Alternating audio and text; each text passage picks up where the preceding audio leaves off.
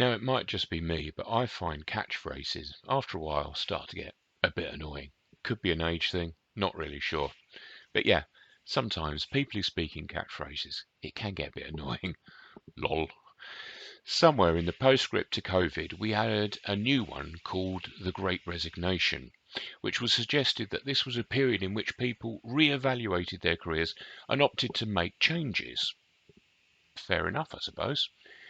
Now it appears that something else has affected people's thoughts and stimulated another period of the Great Resignation.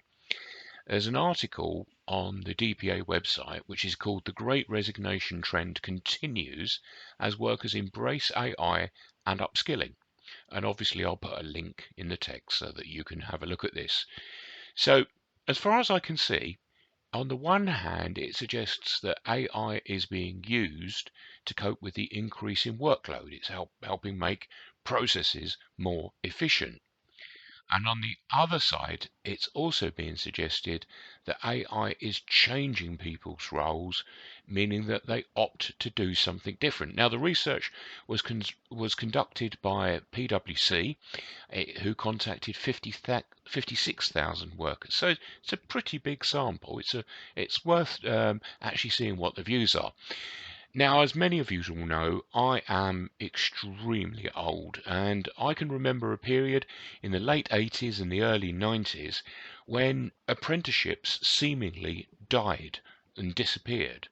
And what this led to was a suggestion that we would hit a point in the future where we had the missing generation of engineers. It seems that we're at that point. Now, on the one hand, what this does mean is that skilled engineers have become increasingly more valuable, which is good for them because it means their salaries go up.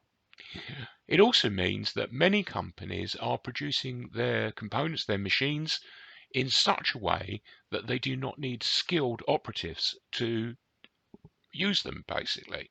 So what we've got is manufacturers meeting the need of lesser skilled workers, as we actually have lesser skilled operatives out there. So there's fors and against in both of this. Now, obviously, as we said, it means qualified engineers, the gold dust, but it also means that manufacturers will have to pay more to get those levels of skills if that's what they need. So that increase in cost is another increase in cost for the manufacturer, which ultimately leads to an increase in cost in the product. Now, it's a serious subject, and it's one I really would like your opinion on. So I'll put my email address in there. Get in touch. Let us know what you feel, because I'm really interested to see how AI could be such a positive, but could also be disrupting the market as well. On a less serious but still worrying note, I recently had a trip to a French zoo. The entrance fee was €30, which, to be honest with you, I thought was pretty steep. But I thought, well, do you know what? The cost of upkeep, maintenance of the animals, the care of the animals, that's going to be expensive. So I thought, do you know what? I'm on holiday. Why not? Now, based on the entrance fee, I've got to say that my expectations were quite high. I thought I was going to see something pretty exotic, pretty serious in the cages. But do you know what? There was one cage in the whole zoo.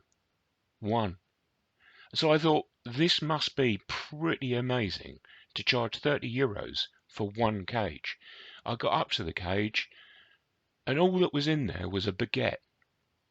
Well, that was it. I was livid. So I went and found the zookeeper. I said to him, look, €30 to come in here to see a baguette in a cage. And he replied, I'm sorry, sir, but this is bred in captivity. Have a good weekend, everyone.